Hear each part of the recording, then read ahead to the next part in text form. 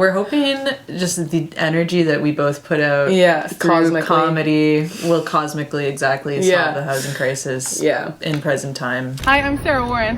And I'm Sadie Molan. And we're producing a show called Sadie and Sarah Solve the Housing Crisis on March 10th at 8 p.m. at Bar Co-op Milton Park. We're raising money for tenants unions groups SLAM and CACV because we know that some landlords take advantage of their tenants, and that's not cool. We're producing a comedy show about a shared issue that so many people can relate to, like having a place to go to get more information, to meet these organizations that can help you in the future, help you now, and to laugh. I was living in Verdun. Within 3 months, there were 2 separate fires on my street. And the second fire, a few months later, was right next to us. And that fire required me and my neighbors to evacuate. We expected to be out for a few months. And basically, our landlord has just delayed the work. He's tried to intimidate us by saying, if you come back, I'm going to raise your rent by $400 a month. My neighbors and I started working with SLAM. They did a walk-in in our landlord's office, read some statements, and did like a little occupation. Also got a ton of information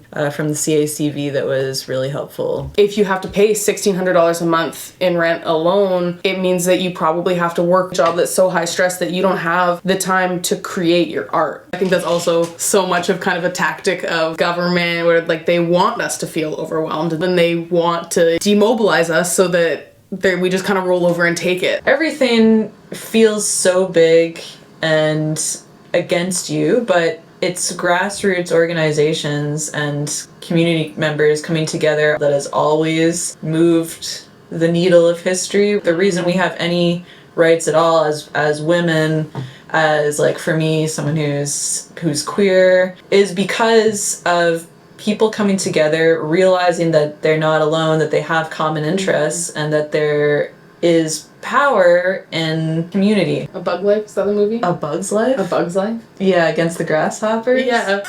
We are like a Bug's Life.